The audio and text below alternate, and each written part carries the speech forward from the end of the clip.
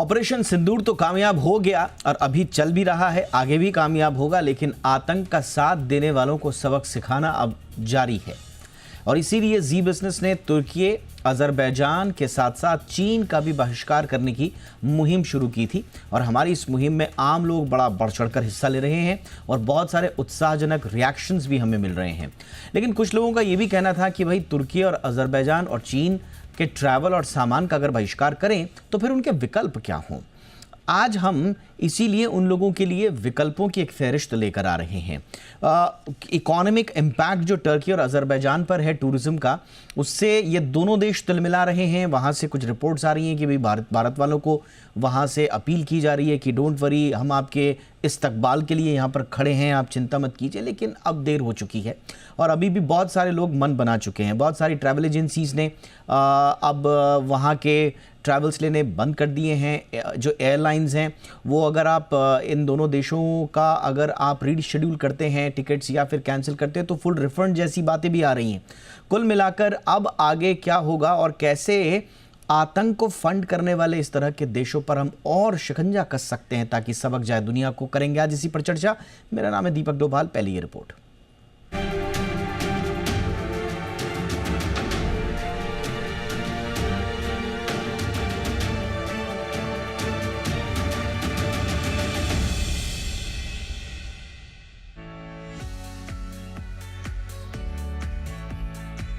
घूमना, नई जगह देखना, दुनिया को जानना, ये हर सच्चे ट्रैवलर का सपना होता है।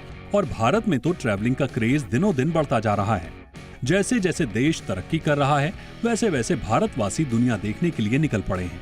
ये होना भी चाहिए, लेकिन क्या आपको पता है कि आपकी अगली ट्रिप कुछ ऐसे देशों की इकोनॉमी को मजबूत कर सकती है जिन्होंने भारतीय पर्यटकों पर हुए बर्बर हमले के बावजूद पाकिस्तान को न सिर्फ नैतिक और राजनीतिक समर्थन दिया बल्कि भारत के खिलाफ हथियार भी मुहैया करवाए। ये देश हैं तुर्की, अजरबैजान और चीन। पाकिस्तान को सपोर्ट करने वाले देशों की फहरिस्त में ये तीनों देश सबसे ऊपर हैं।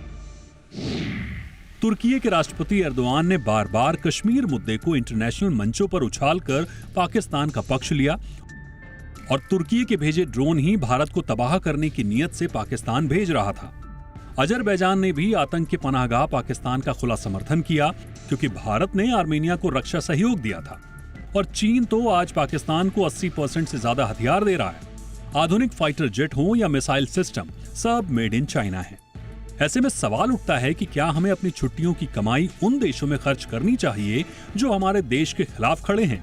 क्या हमें उन सामानों का इस्तेमाल करना चाहिए जो हमारे पैसे से पाकिस्तान के लिए हथियार बनाकर हमारे ही खिलाफ जंग में पाकिस्तान का साथ दे रहे हैं? जी बिजनेस के मैनेजिंग एडिटर अनिल सिंघवी ने इसलिए भारतीय मीडिया में सबसे पहले इन देशों के बहिष्कार की मुहिम शुरू की। शाहजहां शरीफ ने कहा है उनके भाषण में, मेरे बड़े भाई चीन, तो भाई का साथ तो फिर भाई देगा। फिर हैं भाई तो फिर हम भी दिखा सकते हैं कि हमारे भाइयों में कितना दम है, ये हम कैसे चीन का बहिष्कार कर सकते हैं। अब चीन के प्रोडक्ट्स का बहिष्कार करने का भी समय, टर्की अजरबैजान तो कोई जाएगा नहीं, ये तो समझ लीजिए कोई जाएगा नहीं। अब वक्त है कि हम चीन का भी बहिष्कार करें। आइए अब आपको बताते हैं कि इन देशों का विकल्प क्या है और कैसे इन देशों के विकल्प आजमा सकते हैं। शुरुआत तुर्की से। तुर्की की जगह आप ग्रीस जाने का प्लान बना सकते हैं। यहाँ एथेंस का इतिहास और सेंटोरिनी की खूबसूरती तुर्की से किसी भी मायने में कम नहीं है। इसके अलावा आप जॉर्जिया जा सकते हैं, यहाँ आपको कम भीड़, खूबसूरत पहाड़। इसके अलावा आप मोरक्को जाइए, जहाँ सहारा की रेत, पुराने बाजार और उत्तरी अफ्रीका का सच्चा स्वाद मिलेगा।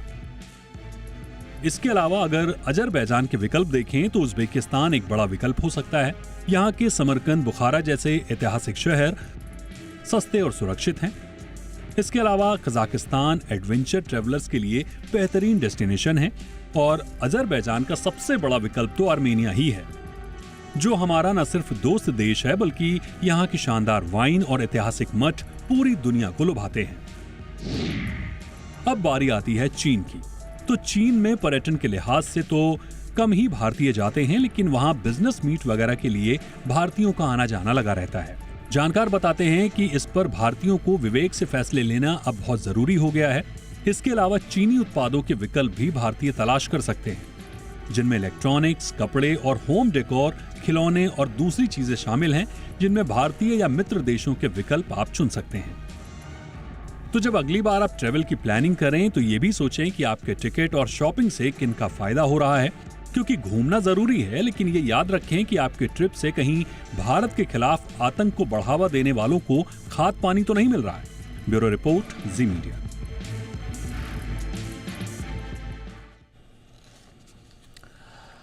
खास मेहमान हमारे साथ जुड़ चुके हैं। नवीन कुंडू साहब हैं, एमडी हैं बिक्स ट्रैवल ग्रुप के। बहुत बहुत स्वागत है कुंडू साहब आपका शो पे। प्रोफेसर राकेश मोहन जोशी साहब हैं हमारे साथ, वाइस चांसलर IIFT।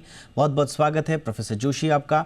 और हमारे साथ हैं राजीव मेहरा साहब, जनरल सेक्रेटरी हैं FAITH, बड़ा संगठन है ट्रैवल एजेंट्स और इन सब का फेथ के नाम से जिसे जाना जाता है। मेहरा साहब बहुत बहुत स्वागत है आपका हमारे शो पे। चर्चा की शुरुआत कुंडू साहब आपसे ही कर रहे हैं और हम देख रहे हैं कि पूरे देश में ज़बरदस्त सेंटिमेंट्स हैं। टर्की, अज़रबैजान के ख़िलाफ़, चाइना के ख़िलाफ़ भी ज़बरदस्त आवाज़ें उठ रही हैं। ये जो ट्रैवल कैंसिलेशन स्ट्राइक शुरू की है इंडिया ने, ये ज़रूरी है सर? कितना इम्पैक्ट डालेगी भारत के ख़िलाफ़ काम करने वाले देशों के लिए?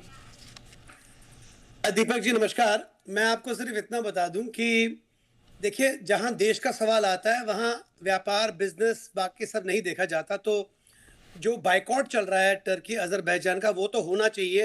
एज एन इंडियन मैं उसका पूरा समर्थन करता हूं, लेकिन हमें एक और चीज देखनी है।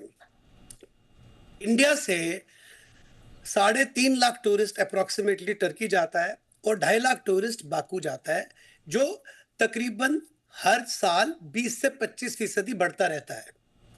लेकिन जो बहुत आश्चर्यजनक बात यह है कि टर्की के पास पूरे वर्ल्ड से 49 मिलियन टूरिस्ट आता है और बाकू के पास 26 मिलियन टूरिस्ट आता है। तो क्या उन दोनों कंट्रीज को हमारे टूरिज्म ना आने से कोई बहुत ज्यादा फर्क पड़ेगा? मेरे हिसाब से तो नहीं। नहीं, बट एक संदेश तो जाएगा ना साहब कुंडू साहब, संदेश तो जाएगा। इसलिए मैंने कहा कि मैं संदेश तो जाएगा। और वहाँ के ट्रैवल एसोसिएशंस, टूरिज्म एसोसिएशंस अब सोशल मीडिया के जरिए गुहार कर रहे हैं, इंडियंस को गुहार कर रहे हैं, क्योंकि अगर सेंटिमेंट की शुरुआत हमने करी, एक संदेश देने की तो बात की है, मुट्ठी भर लोग ही होंगे, कोई बात नहीं, संदेश तो साफ है ना सर? लेकिन ये भी देखना, मैंने क्या बोला, एज एन इंडियन, भारतीय होने के नाते मेरा फर्ज बनता है कि मैं देश का साथ दूं और मैं उनको बाइकआउट करूं और करूंगा भी और कर भी रहा हूं। लेकिन हमें ओवरऑल पिक्चर देखनी पड़ेगी। वो गुहार लगा रहे हैं जो इंडियन ऑपरेटर्स के ऊपर जिनका बिजनेस निर्भर है, वो गुहार लगा रहे हैं जो इंडियन मार्केट हैंडल करते हैं। अब देखिए, अजरबैजान का जो और टर्की का जो टोटल हमारा जो ट्रेड है, $12 बिलियन का ट्रेड है। वो ट्रेड भी बंद होना चाहिए, तब जाके उन्हें फर्क पड़ेगा। अभी आप इंडिया का जो कैपिटल इन्वेस्टमेंट है इंडिया में जो आता है टर्की से, वो 227 मिलियन आता है, और जो इंडिया का इन्वेस्टमेंट है टर्की में वो 220 मिलियन का है। अगर इंपैक्ट होना चाहिए तो अक्रॉस इंडस्ट्री होना चाहिए, सिर्फ टूरिज्म का नहीं होना चाहिए, तब जाके एक इंपैक्ट क्रिएट करेगा इंडस्ट्री पे। ऑलराइट, तो आप कह रहे हैं कि इससे आगे जाकर हमें अब ट्रेड्स पर भी कुछ सख्तियां बरतनी होंगी ताकि सबक बेहतर तरीके से सिखाया जा सके। प्रोफेसर जोशी, आप मेरी आवाज सुन पा रहे हैं सर? सर, अब बात ये हो रही है कि ट्रैवल्स पे तो ठीक है, ट्रैवल पे तो अब जो भी सेंटिमेंट्स के वाइज जो भी हमारी संदेश है वो पूरी दुनिया को जाएगा, टर्की अजरबैजान को जाएगा। बट जैसे कुंडू साहब ने कहा कि इससे आगे बढ़कर हम क्या ट्रेड पर भी कुछ सख्ती दिखाएं, वो पॉसिबल है क्या सर? देखिए, ट्रेड के ऊपर भारत जो है वो चाइना से एक्सपोर्ट करता है और हमारा जो है ना काफी ट्रेड डेफिसिट है चाइना के साथ। नहीं सर, चाइना पे मैं बाद में आऊंगा सर, मैं तुर्की और अजरबैजान पे पहले बात करना चाह रहा हूं। कुंडू साहब ने कहा कि हमारे 2.5 लाख या 3.5 लाख जो टूरिस्ट हैं वो बड़ी कम है, वहां की GDP 12% है सर टर्की की, उसमें टूरिज्म का जो कंट्रीब्यूशन है। अजरबैजान की GDP में 7.5% है, लेकिन उसमें भारतीय पर्यटकों की संख्या काफ़ी कम है, इसलिए अगर हम वहाँ जाना छोड़ भी दें तो हम सबक उतना उस रेशियो में नहीं सिखा पाएंगे। तो इसलिए कुंडू साहब कह रहे हैं कि ट्रेड पर जाइए, अब इन दोनों देशों के साथ ट्रेड बंद कर दीजिए। ट्रेड पर निश्चित रूप से रेस्ट्रिक्शन लग सकता है, कि हम उनसे जो आयात करते हैं उसके ऊपर रेस्ट्रिक्शन लग सकता है टर्की से। और टर्की के बहुत सारे प्रोडक्ट लेकिन जो है ना हमारे बाजार में काफी कॉम्पिटिटिव है, तो वो थोड़ी सी एक स्थिति है। लेकिन मुझे ऐसा लगता है कि ट्रेड पर कुछ रेस्ट्रिक्शन इंपोर्ट पे लग सकता है, बट जहां तक एक्सपोर्ट का सवाल है तो हम वहां पे एक्सपोर्ट कर सकते हैं, मतलब मुझे ऐसा लगता है। ऑल राइट सर, मैं मेहरा साहब के पास अब चलूंगा। मेहरा साहब, क्या इस वक्त इंडस्ट्री का सेंटीमेंट है? हमने देखा है कि बहुत सारे जो ट्रैवल एजेंसीज हैं, ease my trip, Cox and king, Travomint, ixigo, बहुत सारे ट्रैवल एजेंसीज हैं जिन्होंने अब बुकिंग्स लेनी बंद की हैं, और बहुत सारी फ्लाइट्स ने भी, जो एयरलाइंस हैं उन्होंने भी इसी तरह के सेंटिमेंट्स दिखाए हैं कि हम फुल रिफंड दे देंगे आपको। क्या इस वक्त चल रहा है सर? ऐसे देशों के खिलाफ क्या सेंटिमेंट है अभी इंडस्ट्री का? देखिए, पूरे ट्रेड में यही है कि इस टाइम हम टर्की और उज्बेकिस्तान इसको हम बाइकआउट करें, और चाहे वो 2.5 लाख लोग जाते हैं या 3.5 लाख लोग जाते हैं, उसका असर तो पड़ेगा जरूर। तभी वो गुहार लगा रहे हैं। यही मुहिम हमने मालदीव्स के माले के लिए शुरू करी थी, उसका बहुत जल्दी असर पड़ गया उसका।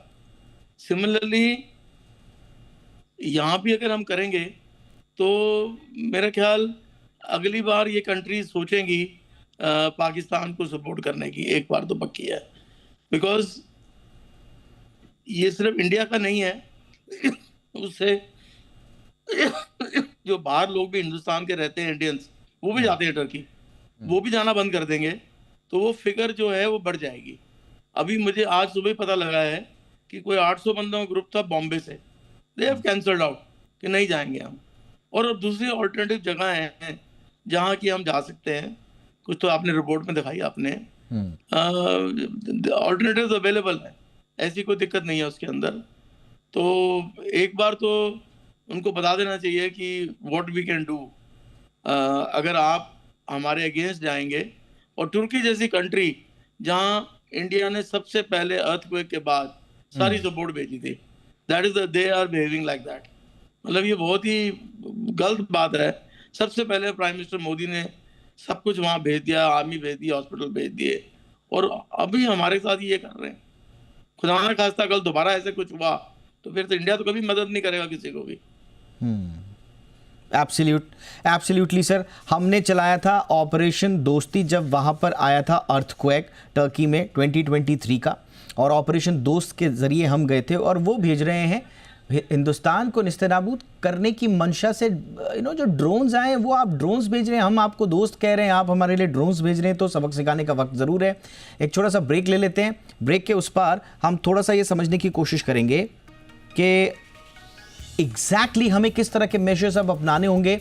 और दूसरा, विकल्पों की बात हमने आपको रिपोर्ट में कही है, उस बहुत सारे विकल्प हैं आपके पास अगर आपने इन दोनों देशों के लिए बारे में बात की है। और साथ ही साथ चीन का, जिसका जिक्र प्रोफेसर जोशी से करना ज़रूरी है कि अब क्या नए सिरे से बायकॉट चाइनीज़ प्रोडक्ट का एक नया वेव की आवश्यकता है। छोटे से ब्रेक के बाद इस पर चर्चा।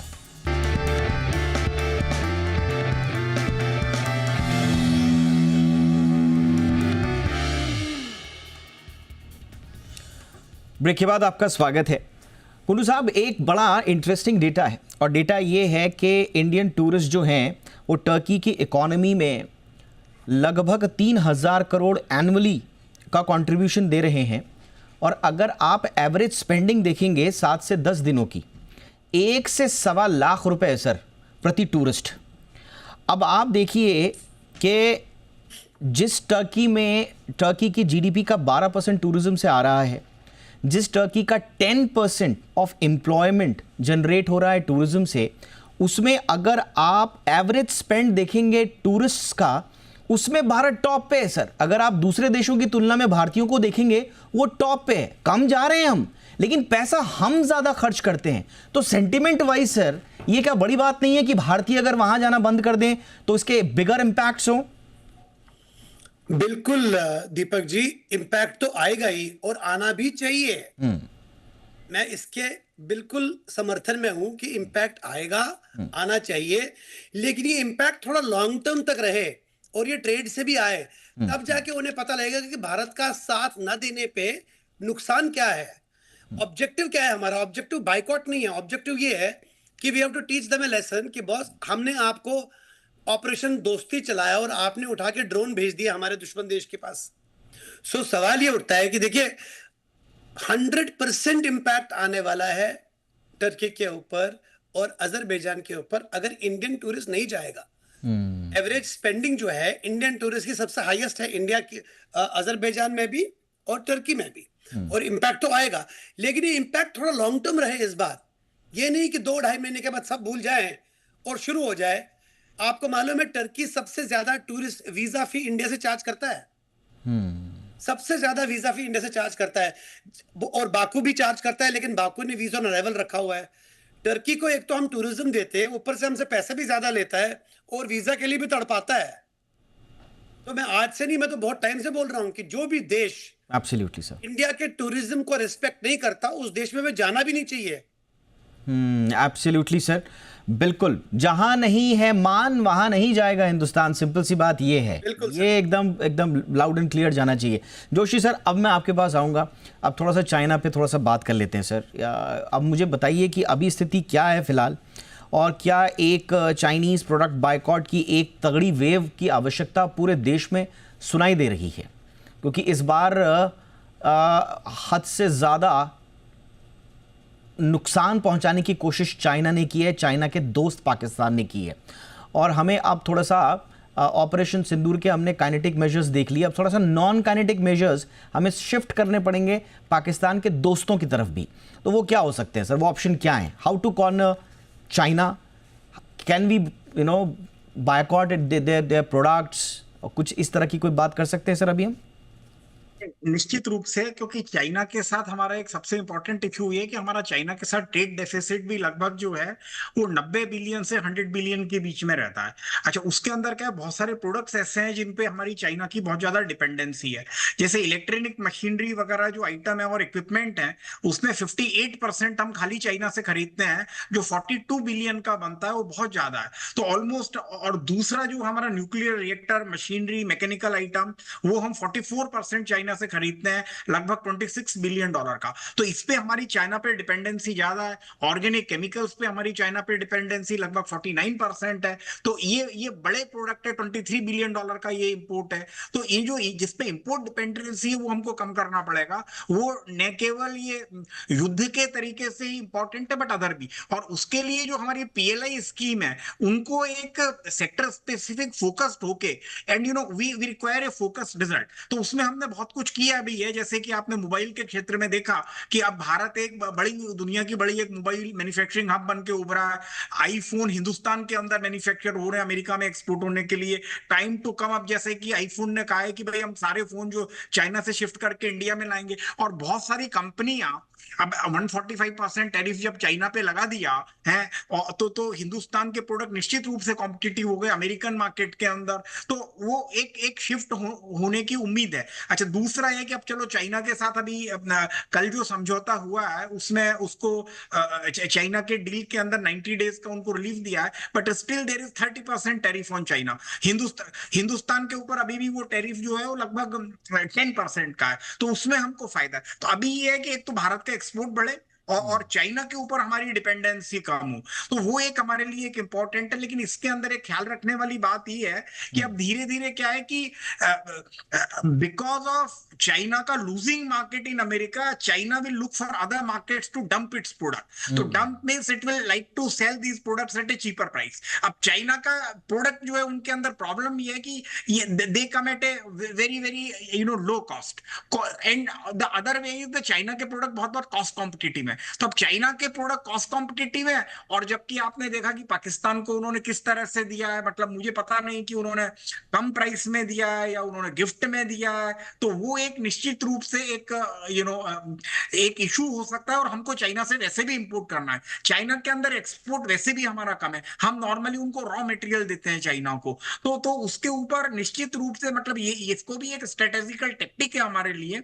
और China is desperate to sell their product in the international market now, क्योंकि चाइना के प्रोडक्ट अमेरिका में और दूसरे देशों में, क्योंकि चाइना का जो पिछले साल 2024 में 1.2 1.3 ट्रिलियन डॉलर का ट्रेड सरप्लस रहा है। तो सारे देशों को चाइना +1 की स्टेटस चाहिए। China is eager to dump their product across the world. Chinese prices जो है वो मिस्ट्री है पूरी दुनिया के लिए। तो इसको देखते हुए मुझे लगता है कि कुछ ना कुछ एब्सोल्युटली, यानी कि आप कह रहे हैं कि थोड़ा सा लॉन्ग टर्म मेजर्स हमें लेने पड़ेंगे और उसके लिए हमें अपनी कैपेबिलिटीज पे फिलहाल काम करना पड़ेगा ताकि हमारी डिपेंडेंसी जो है वो घटे या वो न्यूनतम रहे।